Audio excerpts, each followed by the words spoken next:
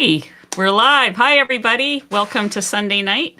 My name is Anita, and welcome to the show. We do this every Sunday night. Talk about all things low carb, keto, carnivore, proper human diet, all that kind of stuff. Just a few things to talk about before we get to our topic tonight. Our topic tonight is actually part 2 of a 3-part series. If you want last week's handout and last week's video, those are linked in the video notes as well as part 1, so you can go there and grab them and save them for later. But before we get to our part 2, let's just say hi to everybody here and to the moderators. Bonnie and Melissa are in the live chat. They're answering, providing links to things and giving people welcomes. It's really important to all of us that you guys feel very welcome to come here and ask questions. So I've been doing this for, 12. I keep saying over 10 years because I never sit down to try to figure out, but I've been following a low carb lifestyle of some kind for well over 10 years. The results are there on the thingy. I've lost almost 150 pounds, and it's a great way to live. I'm 67 years old. I don't have any medications to my name, and aside from some arthritis in my knee, which was well deserved from carrying over 300 pounds for all those years, that's kind of all I can complain about as far as health issues go. I'm going to just continue to put off having any type of knee surgery for that for as long as I can. But I'm truly happy eating this way. It's a simple way to eat. There's no stress with it. There's less shopping. A lot of people say the way I eat must be expensive, but it's actually not. There's just so many positives. So that's kind of what we talk about, all the nuances around that. So if you have been looking at the chat, there's certainly a lot of chit chat in the chat about Hack Your Health. Hack Your Health just happened this weekend. I think it wrapped up today. And I just saw so many great pictures. I have major FOMO, fear of missing out. I was there 2 years. Yeah, it was 2 years ago. A really great time. You get to meet lots of people. I'm sure that I'll go again at some point. There's just so many things to fit in, and I just couldn't do it this time around. But yeah, it's kind of exciting seeing, I've been seeing lots of pictures on social media. There's so many exciting things that went on there. I do want to make some announcements. So I want to remind everybody that I'm giving away with Ken Sohn Rebounder Company. We are giving away a rebounder, a full-size rebounder with a balance bar, the whole thing. There is a video that I did where you can, you'll know what the rules are to enter the contest. It's so easy to enter. And you'll win the exact same rebounder that I actually have in my house. And so please go, and sometime this week, go and visit that video and put the comment on it and do the things it says in the instructions. And so you can, hopefully, I'd love to see somebody, in my regular community win it. And that would be amazing. And so good luck to everybody for that. And thank you, Ken Sohn, for providing the rebounder. They will mail it to whoever wins. You do need to be in North America, though. That was the only thing this time around. It was Canada or the US. So the next thing was last week I had talked about here. Let me get up to my handouts up here. I had talked about Keto Chow because they sent me the holiday flavors. There they are there. And I had mentioned that I had a little recipe in mind. And so I did the recipe. That link is also, I just did a little Instagram reel, and that link is also in the video notes. You can go down, look at the video notes, find the German butter cookies, and you can see that recipe there. Keep it in the freezer because they're very good, very tempting. But your sugar-free family will love it. Or those people in your family that you're trying to have less, like kind of more healthier treats for around Christmas time, they do freeze well.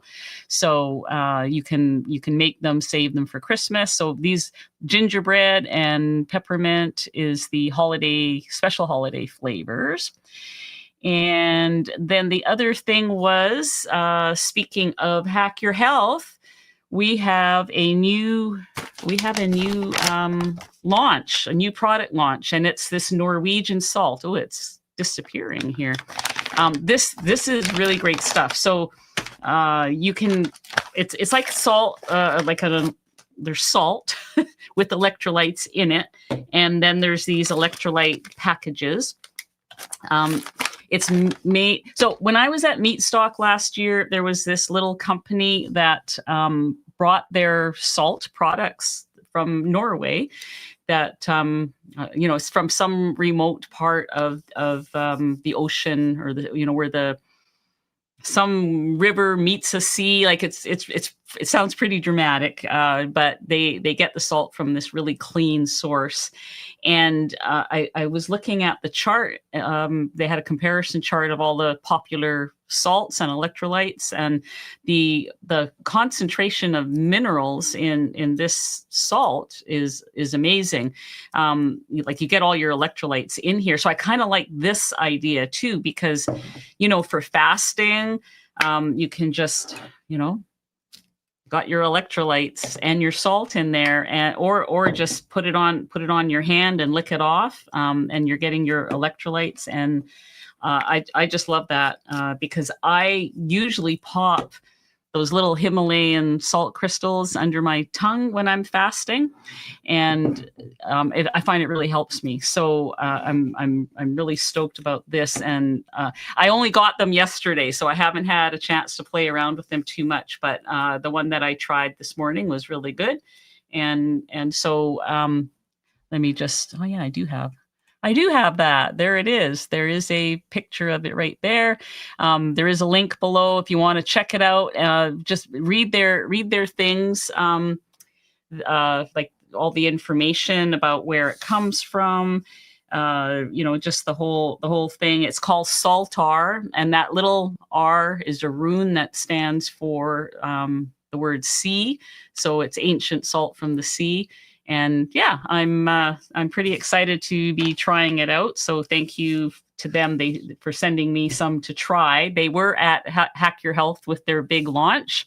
Unfortunately, I was not there, but I thought it was great that they thought of me to send me some and let me tell you guys about it. So, and there's no maltodextrin in it. I have been assured of that. So, good stuff.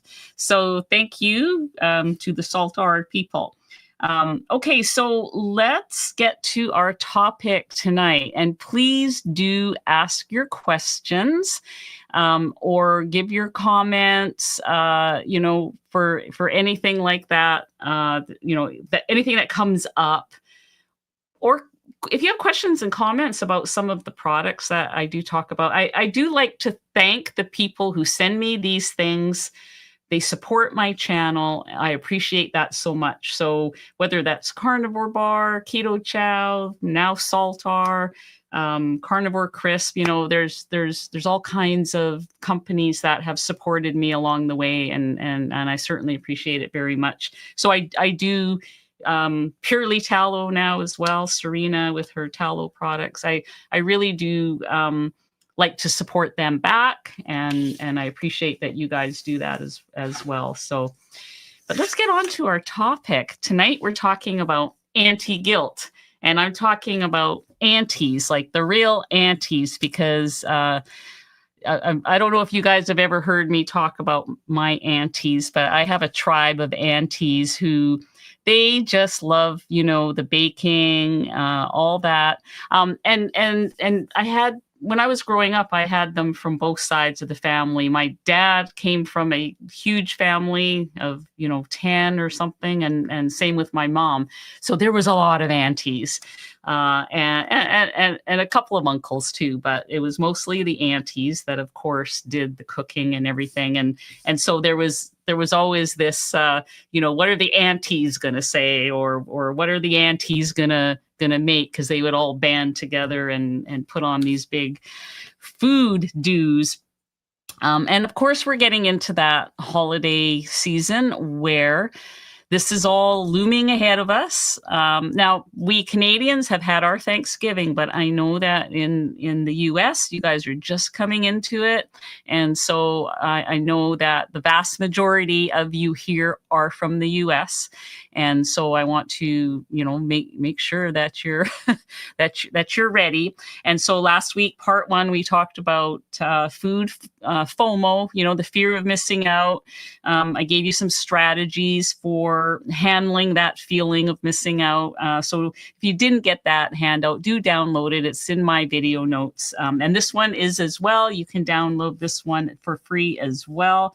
It's not even going to cost you an email. Just I know that you guys follow me because you want to, not because, I've got your email. Like I have weird feelings about some of those things. But anyways, so anti-guilt, how to say no with grace. So I think one of the first things to think about is that they are loving us with their cooking. They're not deliberately trying to hurt us. Our aunties, mothers, grandmothers, loved ones. They're not all aunties, I know. Whoever it is that's providing this type of food and this type of love. It's not really about the food. It's about connection, pride, and nostalgia. And that's kind of what we miss sometimes. We have that connection in our brain. And so do they. They are preparing these things for us as a way to show love. That is their love language, perhaps, and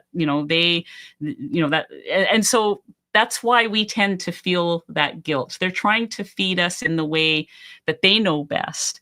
And so what we want to do is receive that love from them, but just not in a way that is going to hurt us or our health journey. So some kind but firm responses. I've used a number of them over the years, and I'll share a few with you. And I would love to hear from you guys if you have had a response, like if you have a standard thing that you say that has helped you, that has maybe saved you.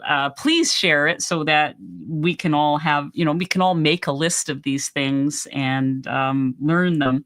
So things like, Auntie comes with the pie. Oh, that looks amazing, Auntie. I wish I could, but my tummy, I've had so much food already today. I don't think I can handle I don't think I could handle any more. Or you could say, I don't handle sugar very well. I think what happens is, rather than make it a debate about diet, I think it's better to just, approach it like it's you're hurting in some way and you just can't eat anymore, or you have a sensitivity or something like that, rather than getting caught up in arguing about, I'm carnivore and I don't eat those foods anymore. That may be a conversation for another time when you have more time to explain things. But at a big gathering, it's probably not the best place to have the conversation, or it's never worked out for me that way. It's much better to kind of hedge it in a different way. Here's another one that I've used in the past. Thank you for I'm so touched that you made that for me. I'm so full right now because I've already eaten so much. Can I take a piece home and I'll enjoy it at home later? And then of course, you forget to do that. You don't take it home. Or if you do, ditch it along the way or give it to somebody or whatever. Taking it home might be a dangerous thing. So we don't actually want to do that unless, she's chasing you out the door with it. Here, you forgot your pie. But you can find a creative way to get rid of it.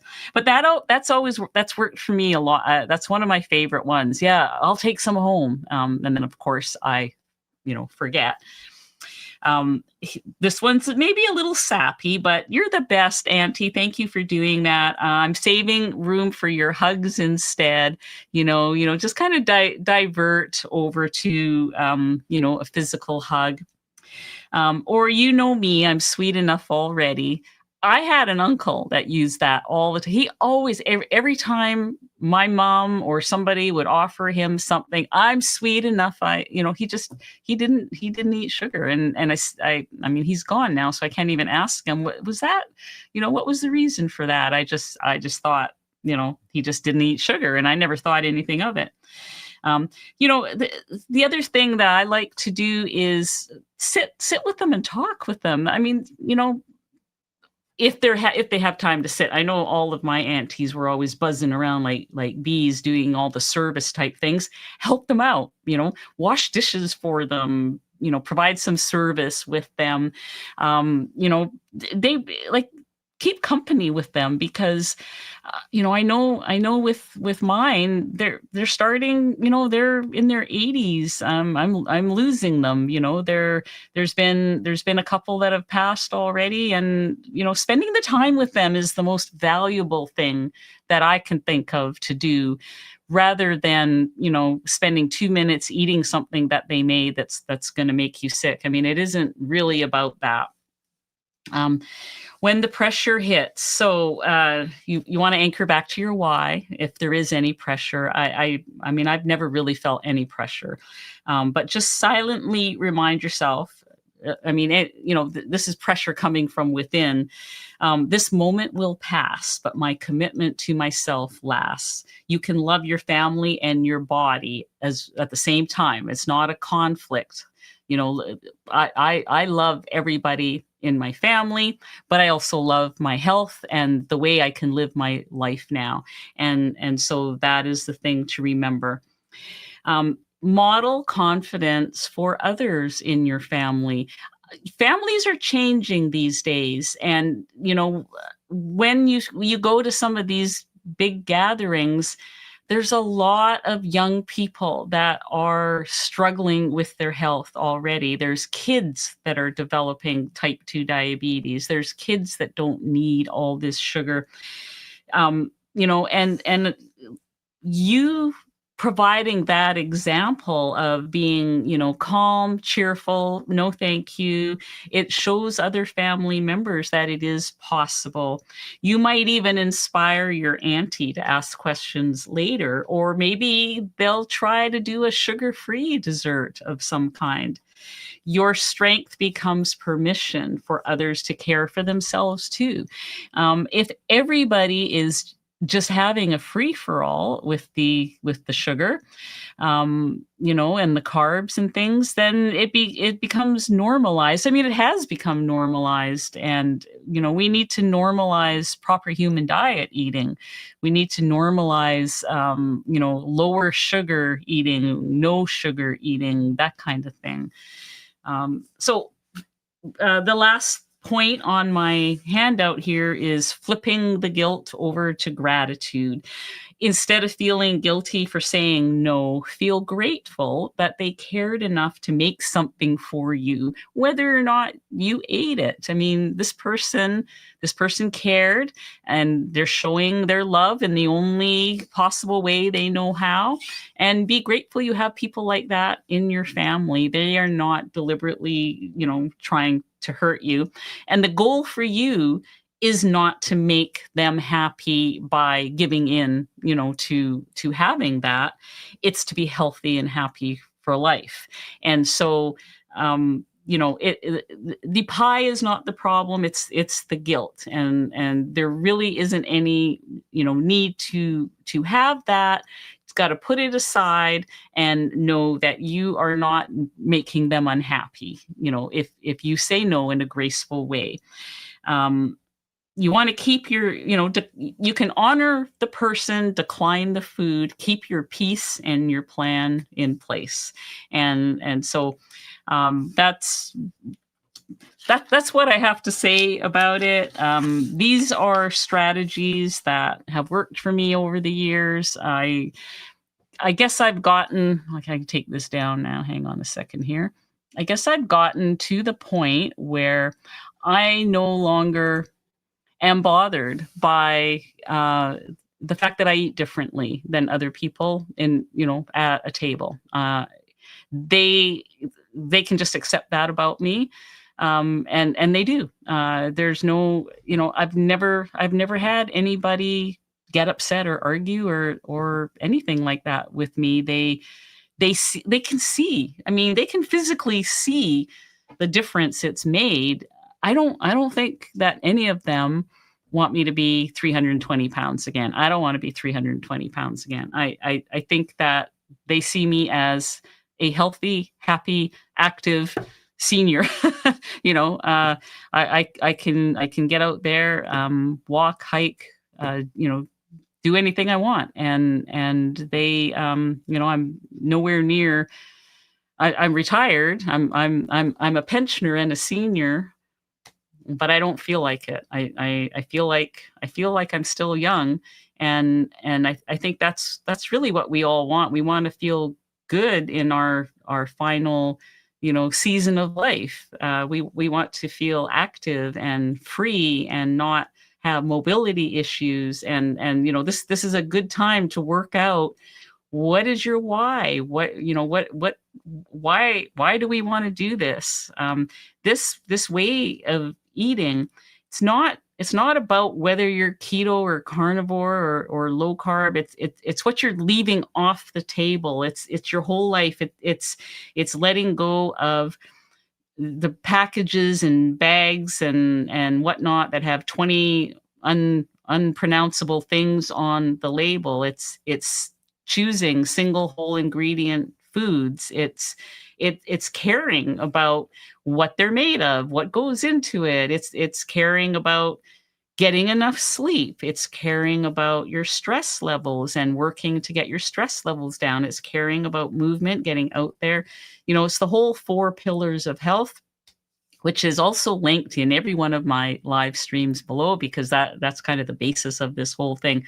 All about, nutrition, movement, stress, and sleep. Those are the 4 things we think about the most, or we should be thinking about the most, to make sure that our last 2 or 3 decades of life are going to be healthy, happy, and not languishing in a nursing home, being fed mystery meat by somebody who doesn't even care about you. I don't want that for myself. I don't want that for anybody that I know. And so that's why I'm kind of passionate about this stuff. That's why I come here every Sunday night to talk about it, so that people know that it's never too late. It's never too late to make these changes. And, the holidays are not a reason or an excuse to throw it all in the toilet and binge for 3 months. I mean, that used to be my life every single year. It doesn't have to be like that. Sure, maybe sometimes you have a treat or something in the holidays, but don't throw it all away. If there's something that you can't handle, just walk away from it and, call somebody, message somebody on Instagram or Facebook or whatever. Like just reach out, just do something different than what you've done before, if you've always fallen into trouble before. So that's my soapbox. Let's go and see if there are any comments or questions in the audience here. Just hang on. Let me get here. Okay, BVM2JC. I'm so discouraged. I fell off the wagon a month ago after being keto carnivore since May of 2022. Glad you're here. Well, I'm glad you're here too, because the fact that you're here shows that you haven't just given up completely. You're here to listen to what people have to say and to maybe get a little motivation from others. I have fallen off the wagon before. We've all fallen off the wagon before. Just get back on. Like, don't wait till January 1st. Even if you have an imperfect December or Thanksgiving or whatever, it doesn't have to be perfect. Just get back on. Get back on and do as many days as you can that are clean. And who knows, maybe you'll just sail right past Christmas. The thing is, that used to be what I did. I usually around October I would fall apart, and then that would be it. It would be binging in carbs right until the magical January 1st. Well, you can do a lot of damage in that time. And I certainly did a lot of damage to my mental health and my physical health from so many years of doing that. And never again. It's never going to happen again. I don't see any need for it to happen again. And even when I make mistakes, I recover so quickly from them. They're few and far between. Trust me, they're few and far between. They do crop up now and then, it's always like, oh yeah, right. That was a good reminder, that I am still that person that could, potentially, have an issue with food. So it can be very humbling. But when you decide that, okay, I've made this mistake, whether it was one meal, one bite, or a month, like you said, you fell off the wagon a month ago. There's no reason why at the next meal you can't just have some bacon and eggs. And you've had a clean meal. That's whether you're low carb, keto, or carnivore. You've had a clean meal, and work from there. Just take it from there.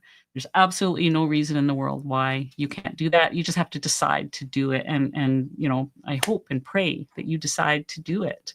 And, just get with a tribe. That helps too. Get with some people. If you can see people face to face, that's amazing. Even if it's online in a Zoom meeting, there's a lot of things you can do. So yeah, I hope you come back next week and tell me you've had a clean week. I really do. That would be amazing. Let me see here. Question: does Keto Chow have an aftertaste? I don't find it has an aftertaste, but I don't have it very often anymore. I mean, I of course sampled it when I made the German butter cookies, but they're in the freezer now. It's an occasional, it'll be a Christmas treat thing. But I guess it depends on what you're going to make with it. I don't really know. I do prefer to eat the actual food. I do prefer to have meat. That's the majority of what I eat is meat on a plate. And I've come to love it. And I love the simplicity of it, and the fact that it just is so it's so easy to shop and to prepare. There's no thinking involved, very little thinking involved. So as far as an aftertaste, I don't detect an aftertaste. But I don't know. I think that's a subjective thing, because some people might say, "Oh yeah, it tastes like whatever it tastes like." So I guess order a package off Amazon, like a little one package, and taste it and see if you like it before you commit to buying one of their big bags or a box full of them or something. Oh, Brian. Hey, Brian is handing out another membership this week. Thank you for your generosity. Let's check it out. It's Shannon. Shannon T received a gift membership. So welcome, Shannon, and thank you, Brian. Check out the member area, Shannon, for replays from some of our Zooms. You can join our Zooms, that kind of thing. Behind the scenes stuff goes on. Okay, next, Mary. I just say I'm a diabetic, but my husband would love some. Yeah, that's, that's fine too. I mean, I think that it wouldn't be anything to say that. I mean, you wouldn't push, like if there was a person at your gathering that had an allergy to peanuts, you wouldn't be, pushing the peanut brittle at them, right? Like you just wouldn't be. Same with an alcoholic. You wouldn't be pushing the booze towards someone who you knew was an alcoholic. And so if you say that you're a diabetic, and I think most people know what that involves these days, it would be great if people didn't continue to push food at someone who said that they were a diabetic. So good answer there. Jazzy Mama in Alaska. If you can't dodge Auntie, we say aunt, like font. Aunt. Yes, aunt. I say Auntie. We say Auntie. Tell her that you're stuffed, but wrap a little for later and then either give it away or stick it in the freezer. Yeah, I think that's a fairly legitimate thing to do. I would definitely, for me, it would be tricky to take something home. But if you are one of those people who can put something away in the freezer to give it to somebody else or whatever, then yeah, that's a good strategy. Yvonne. Hey, Yvonne. I have that with my grandson. He is almost 6 and, of course, notices me not eating what the rest of us are eating. And I just tell him that some foods just make me feel not so good. Yeah, I mean, some people do have food sensitivities. There was when I was transitioning from keto to carnivore, I made the discovery through trial and error that nightshade vegetables were a really bad thing for me. And I was kind of heartbroken about that because nightshades are some of my very favorite vegetables. So that was a sad realization. But it was good to be able to say, I've discovered I have a severe sensitivity to nightshades and I can't have that salsa, or I can't have that sauce, or, it sort of got me used to acknowledging my food sensitivities to others. And now they just watch me eat meat and there's no comment. They're all used to it. Terry. Hi, Terry. I usually take my own meals whenever I'm invited over the holidays and family gatherings. Okay. Yeah. You can do that too. I don't usually do that, but I bring enough that, I bring a charcuterie board or an extra platter of maybe some sliced roast or something like that, just in case there isn't, a meat dish there, or something that I can have. So I kind of cover my bases by bringing enough to share with others, and just, making sure that my own needs are going to be met. Because some people too don't understand that when all you eat is meat, that you might need a larger volume than than what they're all used to having. And so that's what prompts me to bring extra. And I tell you, when I make a charcuterie board, I mean, they're pretty popular. People like the stuff that's on it. I make some bacon roses and different meats, some thinly sliced roast beef, some deviled eggs, that kind of thing. It disappears pretty fast. But yeah, bringing your own meal is one way to solve the problem. Carmen, I'm making a keto carnivore Thanksgiving dinner. None of my people are keto or carnivore, but I'm cooking, so that's what they get. They actually always like what I make. I had the same experience when I still was having, these big family dinners when I lived in the Lower Mainland, and more of the family was around and still living. I did a lot of side dishes and things that were keto. I always made a sugar-free dessert. Other people would come and bring, something more traditional, and there was just always more than enough for everybody. But I always figured if I was cooking, it would be slanted towards, what my needs and wants were.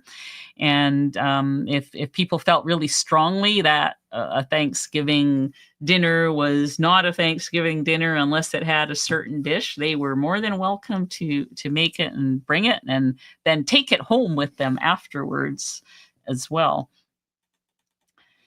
Danny is back from, oh, you are still in Florida. Danny was at Hack Your Health, and she's popped in here from Florida, stopped to put gas in the car, so wanted to check on the live. She had a great time. I saw lots of good pictures of her with almost everybody at Hack Your Health. So nice that you popped in. Thanks, Danny.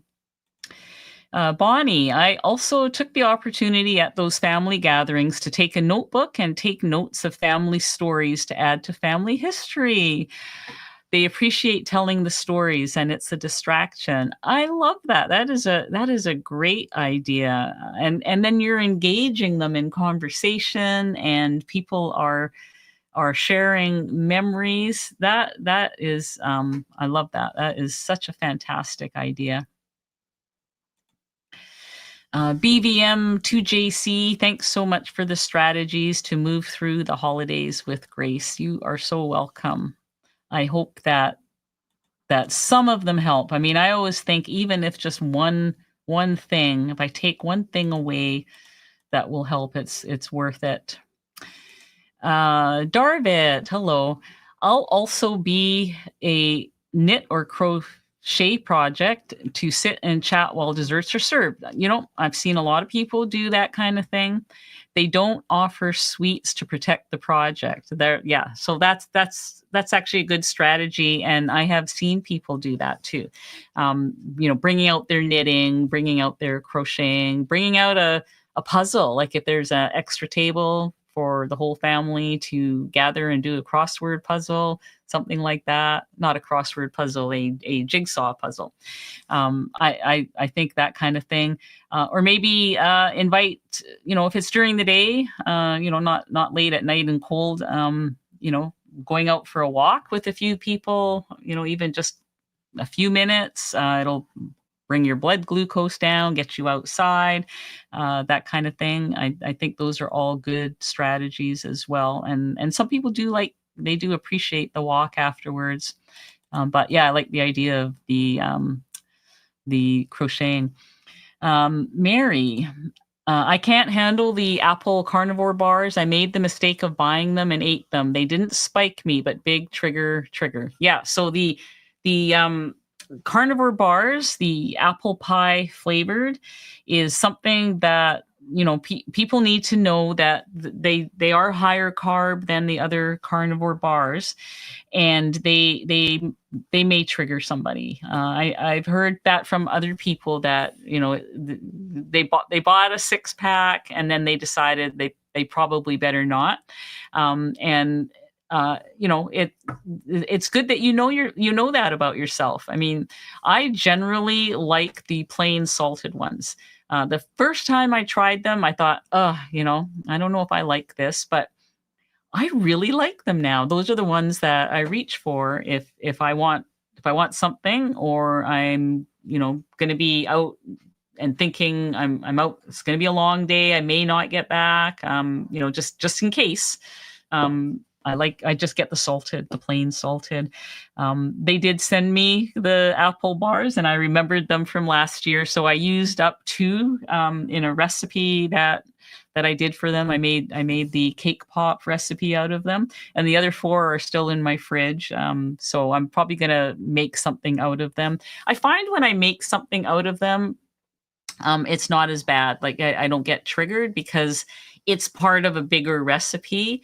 But just sitting and eating the bar itself it's a bit too many carbs all in one. I have to have the carbs spread out over the recipe, like in the case of the cake pops, for example. The carbs were much lower because it made 8 servings or whatever it was. Okay. Just a reminder here about for those that are thinking about going to Meat Stock. If you use Ketogenic Woman, you will get a $50 discount when you buy the ticket. So thank you for that. Jazzy Mama, in Alaskan Native culture, it's considered rude to say no when offered food. So my strategy at a potlatch is to take a tiny bit. Then when the next server comes, I say I already have some. Okay, yeah. So that's a good way to handle that. I mean, you've got to know your people, the people that are around you, and you've got to know what is the best strategy, and that's definitely a strategy that would work in that situation. So thanks for sharing that. Hey, Patty, Carnivore Hippie is here. Nice to see you here.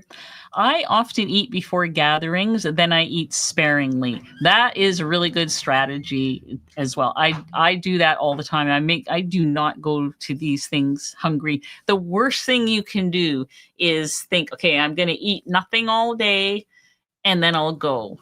Don't do that. Don't do that, because I think that backfires for me about 100% of the time. I like Patty's strategy here to just make sure you're already good and fed, and then you can just pick at the food. Or you can, if there's some good meat there, you can have at it, but at least you won't be starving for all the stuff. When someone asks if I want food, I just smile big and say, thanks, I'm great. I don't explain.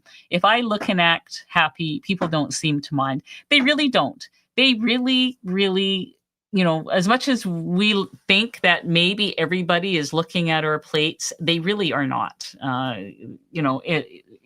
They're all concerned about themselves with their own, issues and problems and all that. And they are definitely not caring about your plate. So thanks, Patty. Patty again. I find that if I act like I'm missing something, people will urge me to partake. Isn't that the truth? If I just say I'm happy, they're happy mostly. Yeah. The worst thing that you can say, when that auntie comes up to you with, the piece of pie or whatever, is, oh, I really wish I could, but I can't, Don't do that. You're going to play right into their hands when you do that. You've got to say no with confidence and a smile on your face. They'll be fine.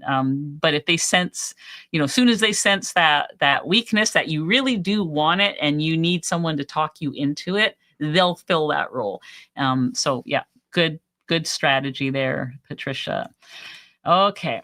So where are we at? So we have about 15 minutes left. I'm just going to jump over into the live chat to see what's going on here. Bonnie, this is a good one. A can of sardines before going out to dinner or a gathering will also curb that appetite. I like that. And it also is kind of like a reminder, sardines are real food and they are helpful to our joints, and I'm eating this for my health. It's a reminder that eating is not supposed to be recreational. Eating is supposed to be utilitarian to fuel your body. And yeah, we do have these social events and family gatherings where there is a lot of recreational eating that goes on. But if you overdo it, you can hurt yourself with it. So uh, having something like, whether it's a steak or a can of sardines before you go, it is a reminder about the fact that it is fuel, and basic fuel. So I like that idea. Thank you, Bonnie. Carmen says, oh, I hit the wrong one. Cod livers. Cod livers will do it too.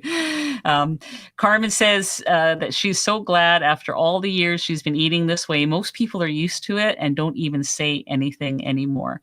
And I think that you are totally right about that. Okay, let me see. I saw a couple other good ones here.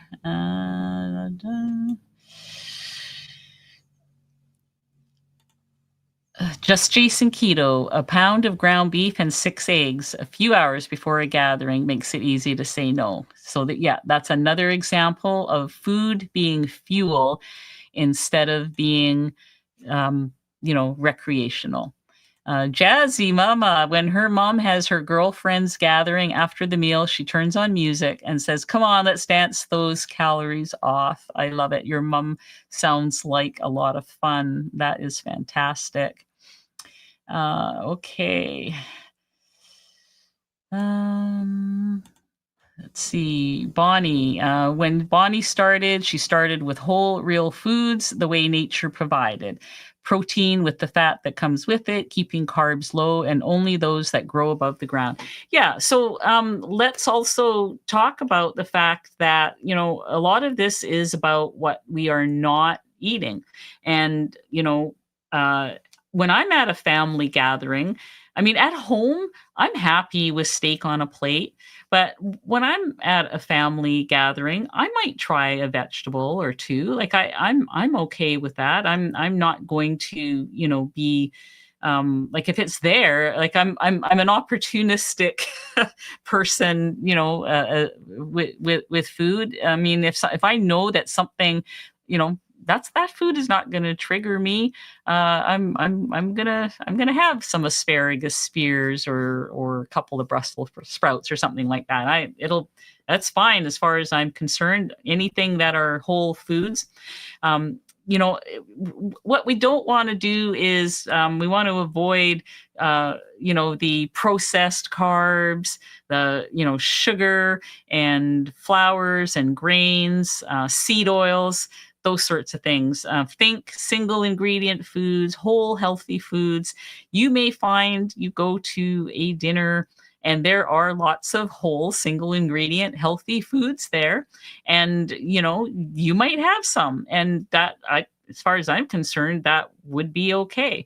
And I don't think we should be beating ourselves up for having, one meal that might have just slightly looser boundaries than what you have at home, as long as you know that that's not going to be a trigger for you.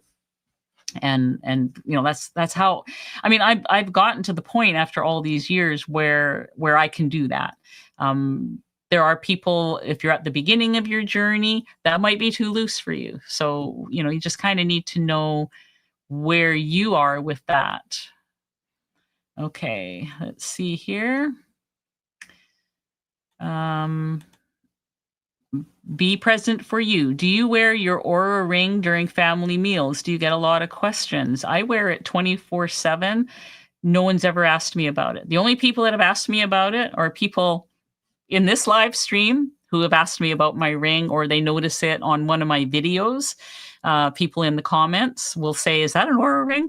Can you tell me about it?" People in my family and friends, they don't know what the heck it is, and they've never asked me about it. And if they did, I would say, yeah, it tracks my steps, my sleep, my heart rate. It's like a health tracker. It's no different than wearing a Fitbit or something like that. And I wear it everywhere. I love it to death. Okay. Let me see here. Where are we at? We've got a few minutes left. So we have time for a few more questions. Let me see here. I'm going to see if I can find any more.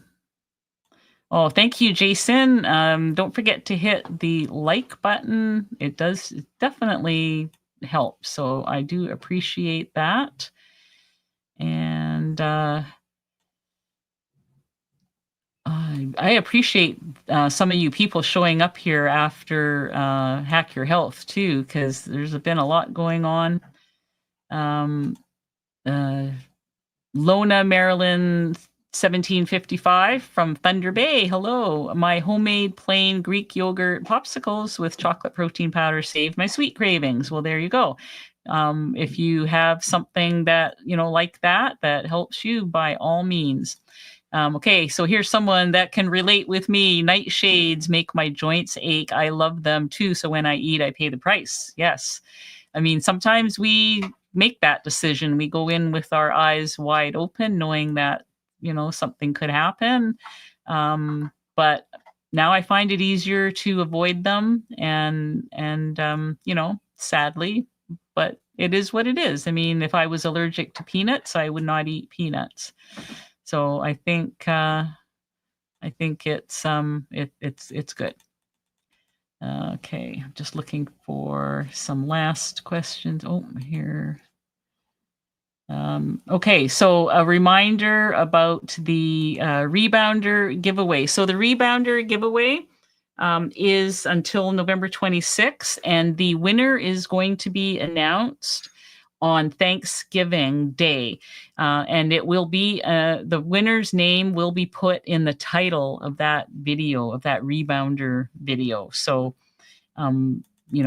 save that video to watch later and to get your entry in, because I mean, it's such an easy way to enter a giveaway. Jason gifted a Ketogenic Woman membership. Thank you so much, Jason, for your generosity. And that person is Stephanie Smith. So Stephanie Smith, welcome to the membership. Hope to see you over in the membership area when you have time to check it out. So thank you for that. And let me see here. Okay. We've talking about salmon and cod livers for all. Those are very good omega-3 type items. And I hope that everyone is trying to make use of those. Yes, Nick Norowitz. Hey, Pink Lady, nice to see you. Did a big thing on sardines. You will love what he found out. Yeah, that was, he just put that video out a couple of days ago. Lots of good information about sardines, but we already are excited about sardines over here in the Ketogenic Woman family because we talk about and eat sardines a lot. I think that it is a good way to relieve joint pain. It definitely. Bonnie says, if I really want to curb my appetite, I remind myself there is a can of cod livers in the cupboard. I guess you're not partial to cod livers, and that is a good way to do it. So thank you so much for that comment. Let me see here. Oh, hang on. Did we get to the bottom of all the questions? Yes, we did. All right, so we're in the final few minutes. So I will just, unless any more questions come in, I'm just going to remind you guys of the our kind of sponsors for this live stream tonight is Keto Chow. The holiday flavors are here, and I did a little Instagram recipe that's linked in the video notes below, and the Norwegian live salt. Check it out. And I saw that somebody in the chat, I couldn't find the comment, really liked there's a coffee caramel flavored one. This bag comes with grapefruit, lime, and unflavored. So I'm going to be trying one of those tomorrow. I haven't decided which flavor yet, but I've certainly been using the salt. and tastes very good. So that is I'm glad that there's a new cleaner product out to try out. Um, yeah, okay. So I think we're going to call it a night then, because I believe I've answered all the questions, and I appreciate that you guys came and some of your great comments and questions. I hope that you're feeling a little more prepared for what's coming.